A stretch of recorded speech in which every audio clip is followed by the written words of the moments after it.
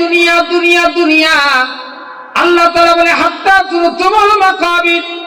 এ দুনিয়ার মুমিন মুসলমান, এই দুনিয়া যতদিন পর্যন্ত চাবি তুই দুনিয়া চাইতে থাকবি চাইতে থাকবি, কিন্তু মৌতের আগ পর্যন্ত তোর দুনিয়া চাওয়া শেষ হবে না। যেদিন তোর মৌত হয়ে যাবে, মালাকুল মৌত আসবে।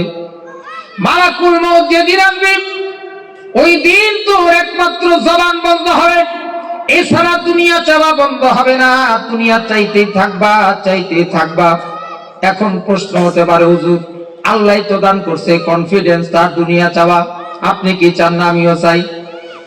আপনিও চান, আল্লাহ দান করছেন, কিন্তু ছোট্ট করে উত্তর, বেশি বিস্তার আলোচনা করার সময় নাই। হুজুর চলে আসছেন, হুজুর বয়ান করবেন। হ্যাঁ আমার নদীর মধ্যে নৌকা চলার জন্য, জাহাজ চলার জন্য, লঞ্চ স্টিমার চলার জন্য পানি প্রয়োজন। পানি তার জন্য জীবন। পানি তার জন্য কি? জোরে বলেন। এই নৌকা লঞ্চ স্টিমার চলার জন্য পানি হলো জীবন। পানি যদি না থাকে, যত দামি জাহাজ হোক না কেন, যত দামি লঞ্চ হোক না কেন, যত দামি স্টিমার হোক না কেন, এই জাহাজ লঞ্চ স্টিমার কিন্তু চলবে না। চলবে নাকি? কিন্তু এই পানিটা যদি জাহাজের মধ্যে, নৌকার মধ্যে প্রবেশ করে, তার জন্য কি হয় বলেন? জোরে বলেন। ডুবে যাবে না? কিছুক্ষণ আগে এই পানি তার জন্য জীবন ছিল, আর অল্প কিছুক্ষণ পরে এই পানি তার জন্য মরণ হয়ে গেল। এই জন্য দুনিয়ার চাহিদা আল্লাহ দিছে আমাদেরকে খারাপের জন্য না, ভালোর জন্য দান করছেন আল্লাহ পাক রব্বুল আলামিন। আপনি আমার চলার জন্য একটা ক্যাটালগ আল্লাহ তাআলা দান করছেন। লাইট চালানোর জন্য যদি ক্যাটালগ ফলো করে, ফ্যান চালানোর জন্য যদি ক্যাটালগ ফলো করে, এয়ার কন্ডিশন এসি চালানোর জন্য যদি ক্যাটালগ ফলো করতে হয়, ও দুনিয়ার মুমিন মুসলমান, তোমার আমার দেহ নামক একটা গাড়িটা চলার জন্য ক্যাটালগ কেন ফলো করবা না?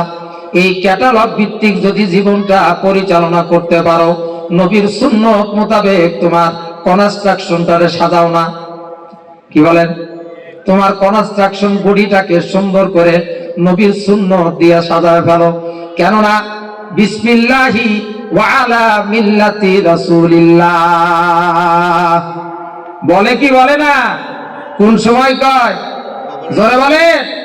কয় বিসমিল্লাহি ওয়া আলা মিল্লাতি রাসূলিল্লাহ। দুনিয়াতে রাসূলের নাম নিলে না, রাসূলের নাম শুনলে শরীরের মধ্যে আগুন ধরে গেল।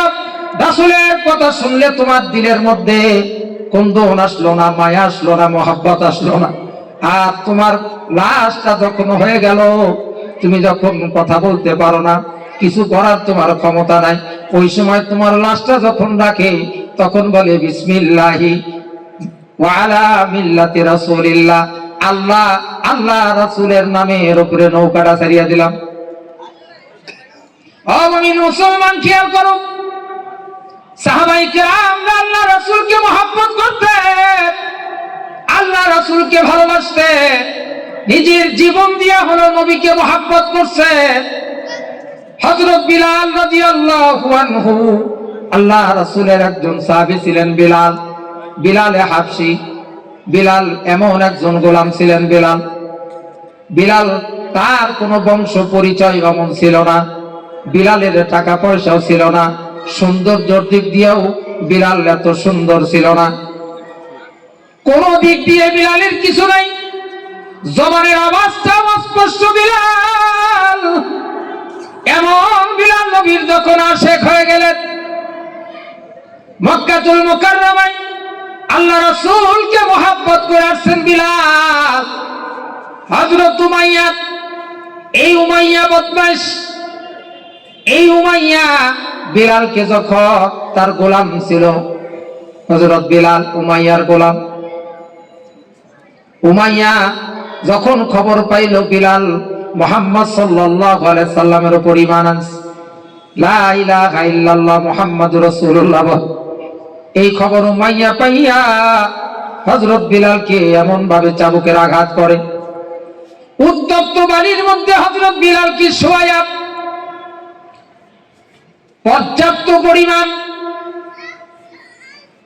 শরীরের যত শক্তি আছে সমস্ত শক্তি প্রয়োগ করে হযরত বিলাল রাদিয়াল্লাহু আনহুকে প্রহার করতে থাকে, মারতে থাকে। পিঠের চামড়াগুলো ক্ষত বিক্ষত হয়ে যায়, ওই জায়গার মধ্যে পোজ হয়ে যায়, পাইকে যায়। আবারও এরকম ভাবে চিৎ করে শোয়ায়। বিলাল রাদিয়াল্লাহু আনহু মার খাইতে খাইতে বেহুশ হয়ে যায়। আবার যখন হুঁশ ফেরেন, চোখ খুলেন, জবান দিয়ে বলে আহাদ আহাদ আহাদ আহাদ, আল্লাহ এক, আল্লাহ এক, আল্লাহ এক। উমাইয়া ডাক দিয়ে বলে, বিলাল রে, জীবন দিয়ে দিবি নাকি এরকম ভাবে কালেমা ছাড়বি? হযরত বিলাল রাদিয়াল্লাহু আনহু ডাক দিয়ে বলেন, উমাইয়া রে, শুনে রাখ, আমার জীবন দিয়ে দিব কিন্তু কালেমা ছাড়ব না। আল্লাহু আকবার। আমার জীবন দিয়ে দিতে রাজি আছি, কালেমা দিতে রাজি নাই। এ উমাইয়া, তোর শরীরে যত শক্তি আছে, তোর পাষণ্ডদের যত শক্তি আছে, সমস্ত শক্তি প্রয়োগ করার পরও আমার জীবন থাকতে কালেমা দিতে রাজি হব না। বিলালের মতো আশেক যদি আমরা হইতাম, বিলালের মতো আশেক যদি আমরা হইতাম, এ দুনিয়ায় নবীর দেখা পাইতাম, এ দুনিয়ায় নবীর দেখা পাইতাম। হযরত বিলাল হাবশী রাদিয়াল্লাহু আনহু এই প্রচন্ড কষ্ট করতেছেন ইসলামের জন্য, দ্বীনের জন্য, আল্লাহ আল্লাহ রাসূলের জন্য। এত পরিমাণ কষ্ট হযরত বিলাল রাদিয়াল্লাহু আনহু। হযরত সিদ্দিক আকবর রাদিয়াল্লাহু আনহু দেখতে পাইলেন একদিন হযরত বিলালকে এমন ভাবে কষ্ট দেয়, বুকের মধ্যে পাথর চাপা দিয়ে রাখে। বিলাল এত কষ্ট ভোগ করে, হযরত আবু বকর সিদ্দিক বরদাস্ত করতে পারলেন। আল্লাহ রাসূলের খেদমতে গেলেন, ইয়া রাসূলুল্লাহ, আপনার এক আশিক, আপনার এক পাগল উমাইয়ার গোলাম, সে তাকে এমন পরিমাণ কষ্ট দেয়, ইয়া রাসূলুল্লাহ, আমি তার আযাদ করতে চাই। আল্লাহর হাবিব জনাবে রাসূলুল্লাহ সাল্লাল্লাহু আলাইহি ওয়াসাল্লাম বললেন, বিলাল, যে আযাদ করো, তার সঙ্গে আমাকেও শরীক রেখো। হযরত বিলাল রাদিয়াল্লাহু তাআলাকে আযাদ করলেন। হযরত সিদ্দিক আকবর আযাদ করে দিলেন, ক্রয় করে আযাদ করে দিলেন। এবার বিলাল নবী আলাইহিস সালাতু ওয়াস সালামের কাছেই থাকে সব সময়, আল্লাহ রাসূলের খেদমত করে, আর কোনো কাজ কাম নাই। আল্লাহর নবী জনাবে রাসূলুল্লাহ সাল্লাল্লাহু আলাইহি ওয়াসাল্লাম মক্কা থেকে মদিনা হিজরত করলেন। হযরত বিলাল চলে গেলেন মদিনায়। মদিনায় যাওয়ার পরে আযানের প্রবর্তন হলো। হযরত বিলাল রাদিয়াল্লাহু তাআলা আনহুকে মসজিদে নববীর মুয়াজ্জিন বানানো হলো। কেমন মুয়াজ্জিন দেখেন, নবী ইমামতি করেন আর পিছনে বিলাল দাঁড়ায়। আল্লাহু আকবার। আল্লাহর নবী ইমামতি করেন। সরকারে দুজা কে নামদার তাজদার মদিনা মুহাম্মদুর রাসূলুল্লাহ সাল্লাল্লাহু আলাইহি ওয়াসাল্লাম মেরে মস্কান হাওয়ালি কাবা বনে মেরে মদফান দিয়ার মদিনা বলগল উলা বিকমালিহি كشفت الدجى بجماله حسنت جميع خصاله صلوا عليه وآله সবাইকে মুহাব্বত জিকির করেন, লা ইলাহা ইল্লাল্লাহ, লা ইলাহা ইল্লাল্লাহ, লা ইলাহা লা ইলাহা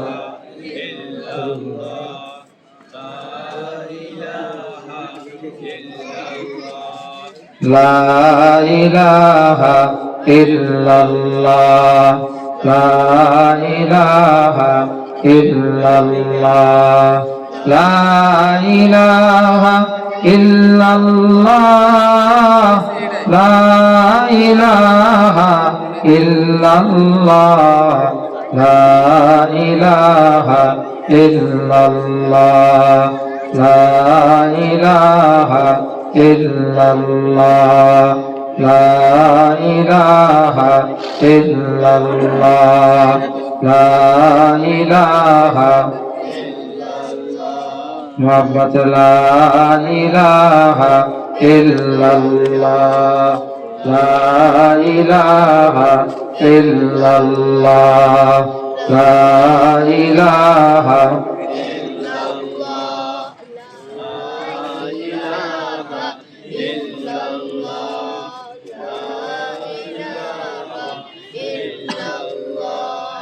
لا إله إلا الله لا إله إلا الله لا إله إلا الله لا إله إلا الله لا إله إلا الله لا إله إلا الله لا إله إلا الله لا إله إلا الله لا إله إلا الله محمد رسول الله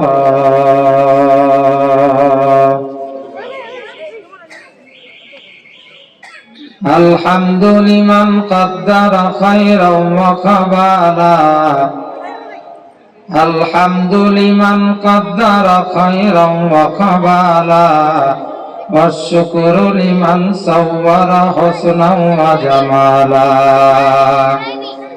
الحمد لمن قدر خيرا وقبالا والشكر لمن صور حسنا وجمالا فرد صمد عن صفة الخلق بريء رب عزلي خلق الخلق كمالا لا زد ولا ند ولا حد لمولى لا زد ولا ند ولا حد لمولى الآن كما كان ولم يلك زوالا الآن كما كان ولم يلك زوالا আনোয়ারুল মদিনাতুল মুনাওয়ারা মাদ্রাসার উদ্যোগে হাফেজ ছাত্রদের পাকড়ি প্রদান ও খতমুল মিশকাত উপলক্ষে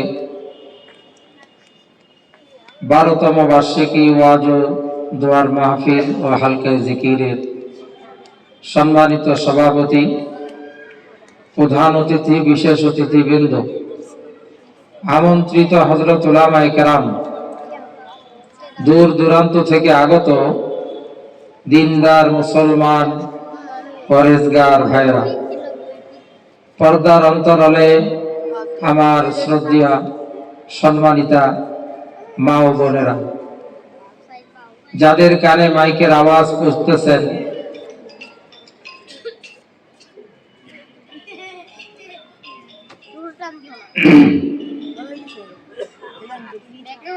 যারা আমরা মাইকের আওয়াজ পাইতেছি,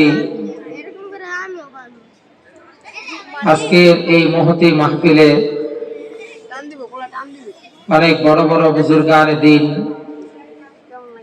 আলহামদুলিল্লাহ তাশরীফ আনবেন। ইতিমধ্যেই আমাদের ভারত থেকে যে মেহমান, দাওয়াতি মেহমান ছিল, উনি আলহামদুলিল্লাহ আমাদের এখানে উপস্থিত হয়ে গেছেন। আমি দেখে আসতে এই পথে হুজুর চলে আসছেন কাছাকাছি।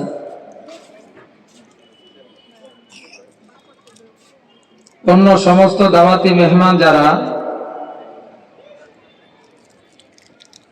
বাংলাদেশের এবং উপমহাভারত এর সবচেয়ে বড় মুফতি এবং বুজুর্গ মুফতি দেলোয়ার শাহ হুজুরও তাশরিফ আনবেন। মুফতি নূর হোসেন নুরানি সাহেব দামাত বারাকাতুহুম হুজুরও তাশরিফ আনবেন সময় মোতাবেক। জমির হোসেন সিদ্দিকী সাহেব হুজুরও তাশরিফ আনবেন। আমাদের প্রাণপ্রিয় সরতাজ উস্তাদুল আসাতিজা শেখুল হাদিস আল্লামা রুহুল আমিন খান উজানবী দামাত বারাকাতুহুম হুজুর শারীরিক অসুস্থ, হুজুরের জন্য আমরা দোয়া করি আল্লাহ তাআলা হুজুরকে শিফায়ে আজিলা দান করেন। হুজুর আমাদের জন্য দোয়া করতেছেন। আমরা সাক্ষাৎ করছি হুজুরের সঙ্গে। শারীরিক অবস্থা ভালো থাকলে হুজুর কোনো সময় মিস করেন না। তো আলহামদুলিল্লাহ সুম্মা আলহামদুলিল্লাহ, আল্লাহ পাকের দরবারে লাখ কোটি শুকরিয়া আদায় করতেছি যে আল্লাহ তাআলা আমাদেরকে ফিতনা ফাসাদের জামানায়, যে সময় ঈমানকে রক্ষা করা অনেক কঠিন, এমন এক ক্লান্তি লগ্নে আল্লাহ পাক রব্বুল আলামিন আমাদেরকে দ্বীনের এক দাওয়াত নিয়ে আজকে এই জায়গায় আসবার, বসবার, কিছু কথাবার্তা বলা এবং শোনার মতন তৌফিক দান করেছেন। এই জন্য আমরা কালিমাতুশ শুকর আদায় করি আলহামদুলিল্লাহ। আবারও বলি আলহামদুলিল্লাহ। আল্লাহ পাকের দরবারে শুকরিয়া আদায় করা সব সময়, সর্বসময়। কেননা আল্লাহ তাআলা আপনাকে আমাকে বানাইছেন। কে বানাইছেন ভাই? আপনাকে আমাকে এখানে আসার তৌফিক কে দান করছেন? আল্লাহ। অনেক ভাইয়ের হয়তোবা এমন আশা ছিল, দীর্ঘ সময় থেকেই চিন্তা করছেন মাহফিলে আসবেন, খোঁজ নিয়ে দেখবেন হয়তোবা তার আশা পুরো হয় নাই। এমত অবস্থায় সে দুনিয়াবি অনেক মুসিবতে, অনেক পেরেশানিতে গ্রেফতার হয়ে আছে। রব্বে কারীম আমাদেরকে সুস্থ সবল রেখে আল্লাহ তাআলার নৈকট্য হাসিলের লক্ষ্যে এই জান্নাতের বাগানে আমাদেরকে আসবার তৌফিক দান করছে। শুকরিয়া নিয়ামত, নিয়ামত আবযু কুনাদ, কুফরে নিয়ামত, নিয়ামত আবলুক সাকুনাদ। লাইন শাকারতুম লাযিদান্নাকুম ওয়ালাইন কাফারতুম ইন্না আযাবি লাশাদীদ। নিয়ামত পাওয়ার পরে নিয়ামতের শুকরিয়া আদায় করা, এই শুকরিয়া আদায় করা বান্দা বান্দিকে আল্লাহ তাআলা পছন্দ করেন। কি ভাই, ঠিক না? আর যারা শুকরিয়া আদায় করে না নিয়ামত পাওয়ার পরে, আল্লাহ পাক রব্বুল আলামিন তাদের সম্পর্কে জানায় দেন ইন্না আযাবি লাশাদীদ। আল্লাহ তাআলা কত মেহেরবান মালিক। আল্লাহ বলতে পারতেন যে শুকরিয়া আদায় না করলে কিন্তু আযাব অবতীর্ণ হবে, এটা আল্লাহ বলতে পারতেন না? কিন্তু আল্লাহ তা না বলে আল্লাহ বলে ইন্না আযাবি লাশাদীদ। আল্লাহর আযাব কিন্তু অনেক ভয়াবহ, আল্লাহ তাআলার আযাব অনেক কঠিন। এর মানে আল্লাহ তাআলা আমাদেরকে ধমক দিলেন, ভয় দেখাইলেন, আমাদেরকে ভয় দেখাইলেন, ও বান্দা বান্দীরা, দুনিয়াতে এমন কোন কাজ করো না যার দ্বারা তুমি মালিকের কাছে গ্রেফতার হয়ে যাবে, মালিকের দরবারে গ্রেফতার হয়ে যাইবা, এমন কোন কাজ করো না।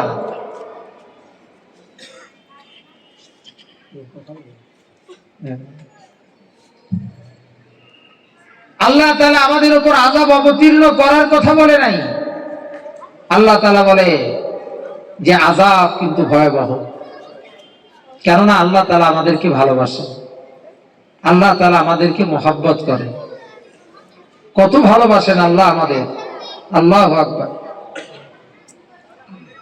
আল্লাহ পাক রব্বুল আলামিন আমাদেরকে দুনিয়ার সব কিছু চাইতে আল্লাহ তাআলা আমাদেরকে বেশি ভালোবাসেন। সুবহানাল্লাহ। এই জন্য আল্লাহ তাআলা যেহেতু আমাদেরকে সবচেয়ে বেশি ভালোবাসেন, আমাদেরকেও দুনিয়ার মধ্যে সবচেয়ে বেশি আল্লাহকেই ভালোবাসতে হবে। আল্লাহ তাআলা সূরা ৩ এর মধ্যে বলছেন, আল্লাহ কসম করে বলছেন, ওয়াত-তিন ওয়াজ-যাইতুন ওয়া তুরি সিনিন ওয়া হাযাল বালাদিল আমিন লাকাদ খালাকনাল ইনসান ফি আহসানি তাকওয়িম। আল্লাহ তাআলা বলেন, ও বান্দা বান্দীরা শোনো, আমি তোমাদেরকে অনেক সুন্দর করে বানাইছি। সুবহানাল্লাহ। দুনিয়ার অন্য কোন মাখলুকাতের ব্যাপারে আল্লাহ তাআলা এই কথা বলে নাই যে আমি পাহাড়গুলো সুন্দর করে বানাইছি, গাছগুলো সুন্দর করে বানাইছি, নক্ষত্র সুন্দর করে বানাইছি। এটা আল্লাহ বলে নাই। আল্লাহ বলে আহসান, তোমাদেরকে আমি সুন্দর করে বানাইছি। সুবহানাল্লাহ। আল্লাহ যেমন আপনাকে আমাকে সুন্দর করে বানাইছে, তেমনি আল্লাহ তাআলা আমাদেরকে সবচেয়ে ভালোবাসে। এই জন্য আমাদের ভালোবাসা দুনিয়ার মধ্যে সবচেয়ে বেশি কার জন্য হবে? জোরে বলেন, কার জন্য? আল্লাহর জন্য। কেননা প্রবাদ বাক্য আছে একটা, যে তোমাকে ভালোবাসে তুমি তাকে ভালোবাসো। যে তোমাকে ভালোবাসে তুমি তাকে ভালোবাসো। আল্লাহ আমাদেরকে ভালোবাসেন, আমরাও আল্লাহকে ভালোবাসি। এবং সঙ্গে সঙ্গে আল্লাহ তাআলা বলেন, আমাকে তো ভালোবাসবা, আমাকে ভালোবাসার মাপকাঠি হলো আমার রাসূলকে ভালোবাসা। কাকে ভালোবাসা? আমার রাসূলকে ভালোবাসো। আমার রাসূলকে যদি ভালোবাসতে পারো, তাহলে আমার ভালোবাসার প্রমাণ হবে রাসূলের ভালোবাসার মাধ্যমে। আর আল্লাহ রাসূল জনাবে রাসূলুল্লাহ সাল্লাল্লাহু আলাইহি ওয়াসাল্লাম ইরশাদ করেন, আমাকে ভালোবাসার মাপকাঠি হলো যদি তোমরা আমার সুন্নতকে ভালোবাসো। কারে ভালোবাসো? সুন্নাত। মান আহাব্বা সুন্নতি ফাকাদ আহাব্বানি ওয়া মান আহাব্বানি কানা মাই ফিল জান্নাহ আও কামা ক্বালা আলাইহিস সালাতু ওয়াস সালাম। যদি তোমরা নবীর আদর্শকে মহব্বত করো, নবীর আদর্শকে তোমরা ভালোবাসো, তাহলে নবীকে ভালোবাসা হবে। নবীর সুরত সিরাত নবীর আদর্শ যদি তোমরা মানো, তাহলে নবীকে মানা হবে।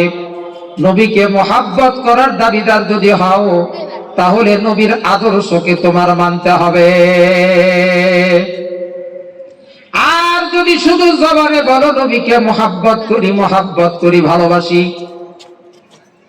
কিন্তু তুমি নবীর আদর্শ মানো না, তাহলে তুমি প্রকৃত পক্ষে নবীর মহব্বত করনেওয়ালা না। জবানে বলনেওয়ালা মহব্বত, কিন্তু অরিজিনাল বলনেওয়ালা মহব্বত না। हमसे राते मुस्तफा बरतमाबी हाले उकुर इत्तिबाए सुन्नते खैरुल बशर हमसे राते मुस्तफा बरतमाबी हाले उकुर इत्तिबा। আল্লাহর হাবিবের ইত্তেবা করো, আল্লাহ রাসূলের অনুকরণ করো, তাহলে আল্লাহ রাসূলকে মহব্বত করা হবে। আল্লাহ পাক রব্বুল আলামিন কোরআনুল কারীমের মধ্যে বলেন, কুল ইন কুনতুম তুহিব্বুনাল্লাহ ফাত্তাবিউনি ইউহিব্বুকুমুল্লাহ ওয়া ইয়াগফির লাকুম যুনুবাকুম। আল্লাহ রাসূলকে মহব্বত করার কথা, আল্লাহকে ভালোবাসা, আল্লাহকে পাওয়া যাবে রাসূলকে মহব্বত করলে। অসংখ্য জায়গায় আল্লাহ পাক রব্বুল আলামিন ইরশাদ করেছেন। এজন্য তাহলে আল্লাহকে মহব্বত করলে আমরা দামি হব না অদামি হব? জোরে বলেন দামি। তাহলে আল্লাহকে যদি মহব্বত করতে চাই, আল্লাহকে পাইতে গেলে কারে মহব্বত করতে হবে? জোরে বলেন রাসূলকে। আল্লাহ নিজে বলছেন, কুল হে নবী আপনি বলে দেন, আপনি তাদেরকে বলেন যদি আমাকে তারা পাইতে চায়, আমাকে মহব্বত করতে চায়, আমার দিদার যদি চায়, তাহলে যেন আপনাকে ভালোবাসে। আর আল্লাহ রাসূল কি বললেন? আমাকে যদি কেউ ভালোবাসার দাবিদার হয়, আমাকে কেউ যদি ভালোবাসার দাবি করে, তাহলে সে আমার সুন্নতওয়ালা হতে হবে। মান আহাব্বা সুন্নতি ফাকাদ আহাব্বানি ওয়া মান আহাব্বানি কানা মাই ফিল জান্নাহ। যে সুন্নতকে ভালোবাসলো সে আমাকে ভালোবাসলো, আর যে আমাকে ভালোবাসলো সে আমার সঙ্গে জান্নাতে থাকবে। সুবহানাল্লাহ। আমরা নবীকে ভালোবাসতে চাই কিনা? সাহাবায়ে কেরাম নবীর ভালোবাসার দাবিদার ছিলেন। কারা ছিলেন ভাই? সাহাবায়ে কেরাম ছিলেন নবীর ভালোবাসার দাবিদার। এদের ঘটনা তো আমরা শুনতেই থাকি, কিন্তু দুনিয়াতে শুনলাম, কিন্তু নিজের মধ্যে এটা ফিট করলাম না। ও ভাই, এই দুনিয়া তো ক্ষণস্থায়ী দুনিয়া। কয়দিনের দুনিয়া? তাকায় দেখেন, আপনার অনেক বন্ধুরা এখন আর নাই। আপনার চলার পথের অনেক বন্ধু কবরে চলে গেছেন, অনেকে বিছানায় পড়ে আছেন, অনেকে মৃত্যুর সঙ্গে পাঞ্জা লড়তেছেন। এই জন্য কবি বলে, কদম সোয়া মারকাত নজর সোয়া দুনিয়া, কদম সোয়া মারকাত নজর সোয়া দুনিয়া, কাকে রহে হো ক্যা দেখ রহে হো। আপনি আমার কদম চলতেছে কবরের দিকে, কিন্তু আপনি আমার নজর কিন্তু দুনিয়ার দিকে, ঠিক না? আপনি আমার কদম কোথায় চলতেছে ভাই? কবরের দিকে। দৈনিক একটা দিন চলে যাচ্ছে, একটা রাত আমার থেকে অতিবাহিত হচ্ছে, তো আমার কদম চলতেছে কবরের দিকে। কিন্তু আপনি আমি তাকে আছি দুনিয়ার দিকে। এই দুনিয়া দুনিয়া দুনিয়া। আল্লাহ তাআলা বলে, হাত্তা তুরতুমুল মাকাবির। এই দুনিয়ার মুমিন মুসলমান, এই দুনিয়া যতদিন পর্যন্ত চাবি, তুই দুনিয়া চাইতে থাকবি, কিন্তু মৌতের আগ পর্যন্ত তোর দুনিয়া চাওয়া শেষ হবে না। যেদিন তোর মৌত হয়ে যাবে, মালাকুল মৌত আসবে। মালাকুল মৌত যেদিন আসবে, ওই দিন তোর একমাত্র জবান বন্ধ হবে, এছাড়া দুনিয়া চাওয়া বন্ধ হবে না। দুনিয়া চাইতেই থাকবা। এখন প্রশ্ন হতে পারে, হুজুর আল্লাহ তো দান করছে কনফিডেন্স তার দুনিয়া চাওয়া, আপনি কি চান না? আমিও চাই। আপনিও চান, আল্লাহ দান করছেন। কিন্তু ছোট্ট করে উত্তর, বেশি বিস্তার আলোচনা করার সময় নাই। হুজুর চলে আসছেন, হুজুর বয়ান করবেন। ভাইয়ের আমার, নদীর মধ্যে নৌকা চলার জন্য, জাহাজ চলার জন্য, লঞ্চ স্টিমার চলার জন্য পানি প্রয়োজন। পানি তার জন্য জীবন। পানি তার জন্য কি? জোরে বলেন। এই নৌকা লঞ্চ স্টিমার চলার জন্য পানি হলো জীবন। পানি যদি না থাকে, যত দামি জাহাজ হোক না কেন, যত দামি লঞ্চ হোক না কেন, যত দামি স্টিমার হোক না কেন, এই জাহাজ লঞ্চ স্টিমার কিন্তু চলবে না। চলবে নাকি? কিন্তু এই পানিটা যদি জাহাজের মধ্যে, নৌকার মধ্যে প্রবেশ করে, তার জন্য কি হয় বলেন? চলে বলেন, ডুবে যাবে না? কিছুক্ষণ আগে এই পানি তার জন্য জীবন ছিল, আর অল্প কিছুক্ষণ পরে এই পানি তার জন্য মরণ হয়ে গেল। এই জন্য দুনিয়ার চাহিদা আল্লাহ দিছে আমাদেরকে খারাপের জন্য না, ভালোর জন্য দান করছেন আল্লাহ পাক রব্বুল আলামিন। আপনি আমার চলার জন্য একটা ক্যাটালগ আল্লাহ তাআলা দান করছেন। লাইট চালানোর জন্য যদি ক্যাটালগ ফলো করে, ফ্যান চালানোর জন্য যদি ক্যাটালগ ফলো করে, এয়ার কন্ডিশন এসি চালানোর জন্য যদি ক্যাটালগ ফলো করতে হয়, ও দুনিয়ার মুমিন মুসলমান, তোমার আমার দেহ নামক একটা গাড়িটা চলার জন্য ক্যাটালগ কেন ফলো করবা না? এই ক্যাটালগ ভিত্তিক যদি জীবনটা পরিচালনা করতে পারো, নবীর সুন্নত মোতাবেক তোমার কনস্ট্রাকশনটারে সাজাও না, কি বলেন? তোমার কনস্ট্রাকশন বডিটাকে সুন্দর করে নবীর সুন্নত দিয়ে সাজায় ফেলো। কেননা বিসমিল্লাহি ওয়া আলা মিল্লাতি রাসূলিল্লাহ বলে কি বলে না? কোন সময় কয়? জোরে বলে। কয় বিসমিল্লাহি ওয়া আলা মিল্লাতি রাসূলিল্লাহ। দুনিয়াতে রাসূলের নাম নিলে না, রাসূলের নাম শুনলে শরীরের মধ্যে আগুন ধরে গেল, রাসূলের কথা শুনলে তোমার দিলের মধ্যে কন্দন আসলো না, মায়া আসলো না, মহব্বত আসলো না। আর তোমার লাশটা যখন হয়ে গেল, তুমি যখন কথা বলতে পারো না, কিছু করার তোমার ক্ষমতা নাই, ওই সময় তোমার লাশটা যখন রাখে তখন বলে বিসমিল্লাহি ওয়া আলা মিল্লাতি রাসূলিল্লাহ। আল্লাহ আল্লাহ রাসূলের নামের উপরে নৌকাটা ছাড়িয়ে দিলাম। ও মুমিন মুসলমান, খেয়াল করো, সাহাবায়ে কেরাম আল্লাহ রাসূলকে মহব্বত করতেন, আল্লাহ রাসূলকে ভালোবাসতেন, নিজের জীবন দিয়া হলো নবীকে মহব্বত করছে। হযরত বিলাল রাদিয়াল্লাহু আনহু, আল্লাহ রাসূলের একজন সাহাবী ছিলেন বিলাল, বিলালে হাবশী। বিলাল এমন একজন গোলাম ছিলেন। বিলাল তার কোনো বংশ পরিচয় অমন ছিল না, বিলালের টাকা পয়সাও ছিল না, সৌন্দর্যের দিক দিয়েও বিলাল এত সুন্দর ছিল না, কোন দিক দিয়ে বিলালের কিছু নাই। জবানের আওয়াজটাও অস্পষ্ট বিলাল। এমন বিলাল নবীর যখন আশেক হয়ে গেলেন, মক্কাতুল মুকাররমায় আল্লাহ রাসূলকে মহব্বত করে আসছেন বিলাল। হযরত উমাইয়া, এই উমাইয়া বদমাশ, এই উমাইয়া বিলালকে যখন, তার গোলাম ছিল হযরত বিলাল, উমাইয়ার গোলাম। উমাইয়া যখন খবর পাইল বিলাল মুহাম্মদ সাল্লাল্লাহু আলাইহি সাল্লামের উপর ঈমান আনছে, লা ইলাহা ইল্লাল্লাহ মুহাম্মাদুর রাসূলুল্লাহ, এই খবর উমাইয়া পাইয়া হযরত বিলালকে এমন ভাবে চাবুকের আঘাত করে, উত্তপ্ত বাড়ির মধ্যে হযরত বিলালকে শোয়ায়া পর্যাপ্ত পরিমাণ শরীরের যত শক্তি আছে সমস্ত শক্তি প্রয়োগ করে হযরত বিলাল রাদিয়াল্লাহু আনহুকে প্রহার করতে থাকে, মারতে থাকে। পিঠের চামড়াগুলো ক্ষত বিক্ষত হয়ে যায়, ওই জায়গার মধ্যে পোজ হয়ে যায়, পাইকে যায়। আবারও এরকম ভাবে চিৎ করে শোয়ায়। বিলাল রাদিয়াল্লাহু আনহু মার খাইতে খাইতে বেহুশ হয়ে যায়।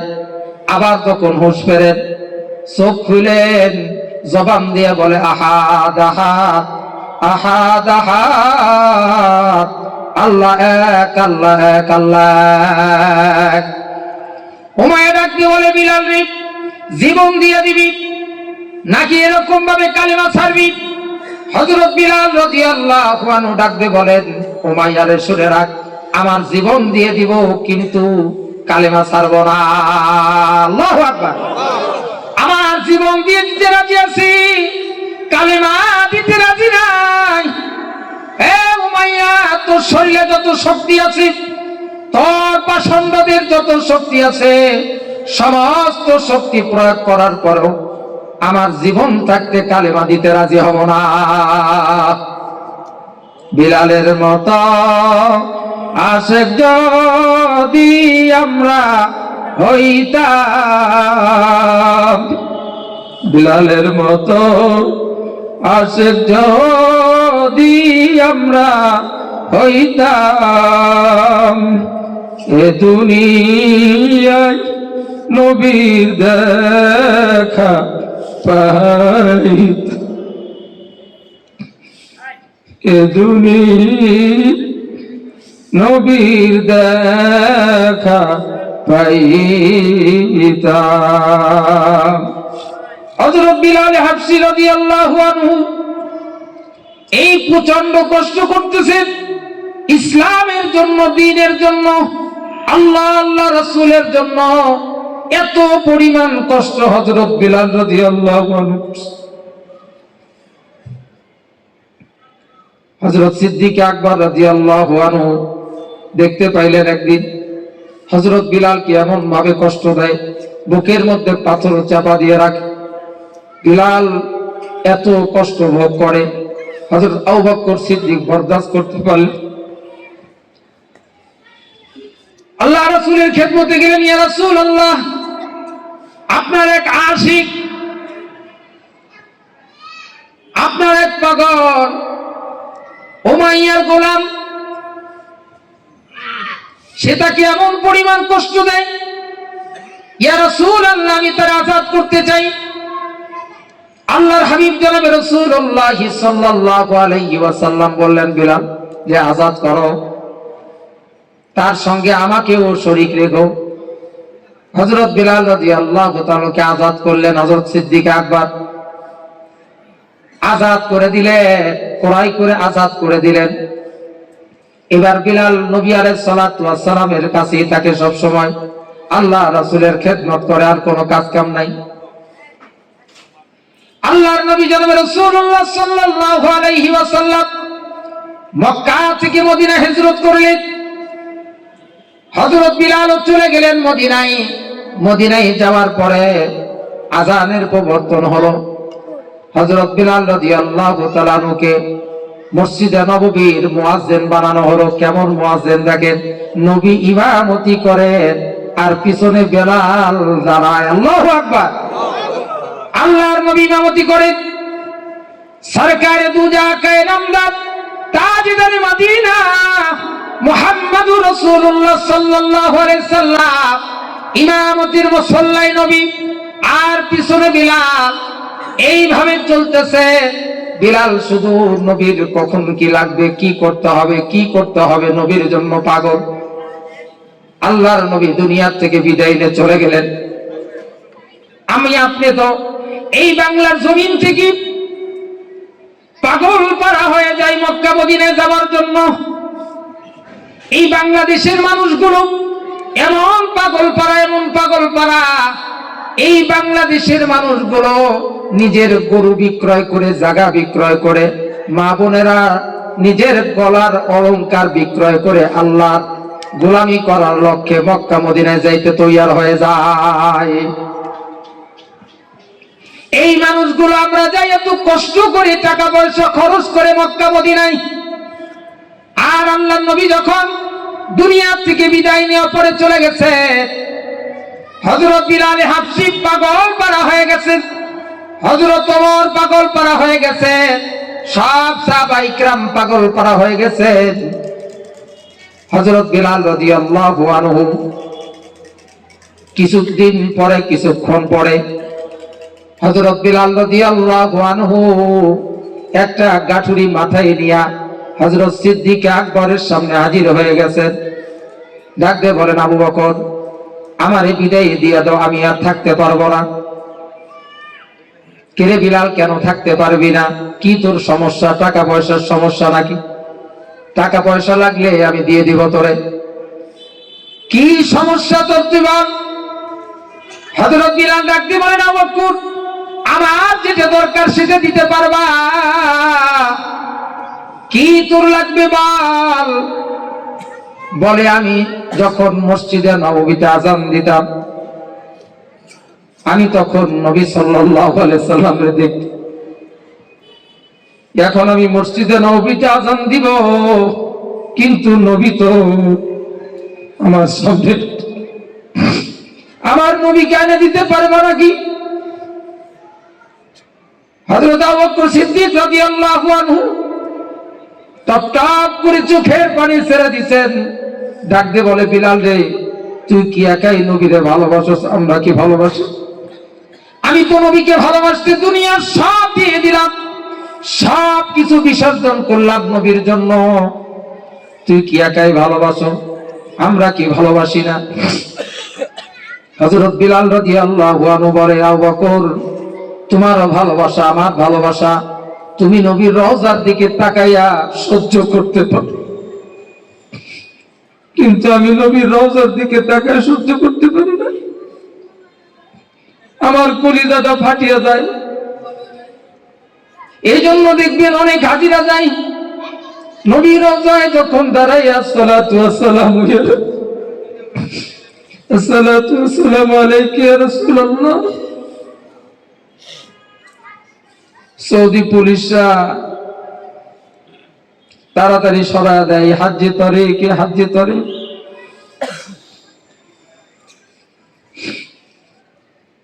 হযরত বিলাল রাদিয়াল্লাহু আনহু বলেন, আবু বকর তুমি নবীর রওজা দেখতে পারো, আমি নবীর রওজার দিকে তাকাইতে পারি না, আমার কলিজা ফাইটে যায়, আমি এই জায়গার মধ্যে আর থাকতে পারবো না। বিরহ বেদনা, বিচ্ছেদের বেদনা অনেক কঠিন, অনেক কঠিন। বিরহ বেদনা অনেক কঠিন, বিরহ বেদনা অনেক কঠিন। বিলাল আর মদিনায় থাকলেন না, চলে গেলেন দামেস্কে। দীর্ঘদিন দামেস্কে থাকার পরে আকে নামদার তাজদার মদিনা মুহাম্মদুর রাসূলুল্লাহ সাল্লাল্লাহু আলাইহি সাল্লাম স্বপ্নে যুগে বিলালের কাছে যায়। আল্লাহর নবীর শব্দ হলো ওহী। আল্লাহর নবীর স্বপ্নেতে বিলালকে ডাকে, বিলাল, এই বিলাল এত নিষ্ঠুর কেমনে হরিলে বিলাল? কতদিন যাবত তোরে দেখি না, কতদিন যাবত তোরে দেখি না রে বিলাল, আয় আয়, ও বিলাল আয় আয় আয়, একটু জিয়ারতের জন্য আয় রে বিলাল। বিলাল ঘুম থেকে উঠে পাগল পারা হইয়া, নবীর আশিক তো এমন আশিক কেমন পাগল, আল্লাহু আকবার। পায়ে জুতা আছে কিনা খবর নাই, শরীরে কাপড় আছে কিনা খবর নাই। হযরত বিলাল রাদিয়াল্লাহু আনহু পাগল পারা হয়ে সেই দামেস্ক থেকে রওনা করছেন। পায়ে হেঁটে দৌড়াইতে দৌড়াইতে মদিনাতুল মুনাওয়ারা চলে আসলেন। আগে নবী আলাইহিস সালাতু ওয়াস সালামের রওজা মুবারক কাঠের চাকা দিয়ে ঘেরাও করা ছিল। তাহাজ্জুদের সময় রওজার পাশে বসে বসে হযরত বিলাল কান্দে, নবী গো আসছে, আইতে কইছে আইছে, আইতে কইছে আইছে। নতুন মুয়াজ্জিন আইসা দেখে রাসূলের জামানার মুয়াজ্জিন বিলাল হাজির। ডাক দিয়ে বলে, কি কোথায় আছো? ওকে দেখো, সে দেখো রাসূলের জামানার মুয়াজ্জিন আসছে। হযরত বিলাল চলে আসছে। ঘর থেকে সাহাবায়ে কিরামরা বের হয়ে গেছে, সবাই আসছেন হযরত বিলালকে অনুরোধ করে, বিলাল নবীকে পাই না, নবীকে তো পাবো না আর কোনদিন, নবীর জামানার আজান একটু শোনাও না গো বিলাল, হৃদয়ের একটু ঠান্ডা করি। হযরত বিলাল বলে, না না, আমি আজান দিতে পারবো না, যে আজানের পরে আমার নবী আসবে না, ওই আজান আমি বিলাল দিতে পারবো না। এবার সাহাবায়ে কিরামের কোন অনুরোধ সে রাখতেছে না, আজান দিতে, আজান দিবে না, আজান দিবে না। সবাই মিলে পরামর্শ করে বলল, হাসান হুসাইনকে ডাক দিয়ে আনো। দৌড়ে যা হাসান হুসাইনকে ডাক দিয়ে নিয়ে আসছেন। হাসান হুসাইন চলে আসছে। হাসান হুসাইনকে পাইয়া হযরত বিলাল রাদিয়াল্লাহু আনহু তাদের বুকের মধ্যে মাথা ঠেকাইয়া কাঁদতেছে। কি যেন নবীর নাতি তো, কলিজার টুকরা। আল্লাহ রাসূল মহব্বত করতেন, ভালোবাসতেন, বলতেন আমার কলিজা, আমার ভালোবাসা, আমার মহব্বত। হযরত বিলাল রাদিয়াল্লাহু আনহু কান্দেন। সাহাবায়ে কেরাম রাদিয়াল্লাহু আনহু হযরত বিলাল কি এবার অনুরোধ করছেন শুনে নাই। হাসান হুসাইন যখন ডাকতে বলে, বিলাল নানার জামানার আজানটা একটু শোনাও। বিলাল আর তাদের কথা ফেলতে পারলেন না, দৌড় দিয়ে বনু নাজ্জার গোত্রের যে ছাদের উপরে উঠে বিলাল ওই সময় আজান দিতেন। হযরত বিলাল রাদিয়াল্লাহু আনহু আজান শুরু করছেন, আল্লাহু আকবার, আল্লাহু আকবার। হযরত বিলাল রাদিয়াল্লাহু আনহু এই আজান যখন পাহাড়ের চতুর্দিকে বাড়ি খায়া মদিনার অলি গলির মধ্যে ঘরে ঘরে যখন মানুষের কানে পৌঁছে যায়, ঘর থেকে সবাই বের হয়ে যায়, ছোট্ট ছোট্ট বালকরা পর্যন্ত দৌড় দেয়, মাগো বিলাল আসছে, বিলাল আসছে গো মা। ও মা, আগে তো বিলাল আসতো, পিছনে পিছনে নবী আসতে, নবীও বুঝে আসবে, বিলাল যেহেতু আসছে। সবাই বের হয়ে গেছে। আশহাদু আল্লা ইলাহা ইল্লাল্লাহ, আশহাদু আল্লা ইলাহা ইল্লাল্লাহ, আশহাদু আন্না মুহাম্মাদার রাসূলুল্লাহ, আশহাদু আন্না মুহাম্মাদার রাসূলুল্লাহ যখন বলেন, বিলাল বলতে দেরি, বেহুশ হয়ে পড়ে যাইতে দেরি হয় নাই। আশিকারা মিল্লাত মাস হাবজুদাস, আশিকারা মিল্লাত মাস হাব খোদাস, আশিকারা মিল্লাত মাস হাব জুদাস, আশিকারা মিল্লাত মাস হাব খোদাস। লা ইলাহা ইল্লাল্লাহ, লা ইলাহা ইল্লাল্লাহ, লা ইলাহা ইল্লাল্লাহ, লা ইলাহা ইল্লাল্লাহ। সামনে জায়গাগুলো জিকিরের সাথে পুরো করে বসে, লম্বাটা সুন্দর করে জিকির করেন। সামনের দিকে আসেন ভাই। লা ইলাহা ইল্লাল্লাহ, মুহাব্বতে লা ইলাহা ইল্লাল্লাহ, লা ইলাহা ইল্লাল্লাহ, লা ইলাহা ইল্লাল্লাহ, মুহাব্বতে লা ইলাহা ইল্লাল্লাহ, লা ইলাহা ইল্লাল্লাহ। পিছনে ভাইরা সামনের দিকে আসো, সামনের দিকে জায়গাগুলো ফাঁকা রেখেন না। এই যুবক বাবারা সামনে আসো। লা ইলাহা ইল্লাল্লাহ, লা ইলাহা ইল্লাল্লাহ, লা ইলাহা ইল্লাল্লাহ, লা ইলাহা ইল্লাল্লাহ, লা ইলাহা ইল্লাল্লাহ, লা ইলাহা ইল্লাল্লাহ, লা ইলাহা ইল্লাল্লাহ, লা ইলাহা ইল্লাল্লাহ, লা ইলাহা ইল্লাল্লাহ, মুহাম্মাদুর রাসূলুল্লাহ সাল্লাল্লাহু আলাইহি ওয়াসাল্লাম। যে কথা বলতেছিলাম, হযরত বিলাল রাদিয়াল্লাহু আনহু আল্লাহ রাসূলকে মুহাব্বত করতেন, ভালোবাসতেন। কেমন মুহাব্বত, কেমন ভালোবাসা দেখেন। বিলাল রাদিয়াল্লাহু আনহু আযান দিতে পারলেন না, বেহুশ হয়ে পড়ে গেলেন হযরত বিলাল। এবার হুশ আসার পরে হযরত বিলাল রাদিয়াল্লাহু আনহু আর মদিনা থাকতে পারলেন না, আর থাকতে পারলেন না। আবার মদিনা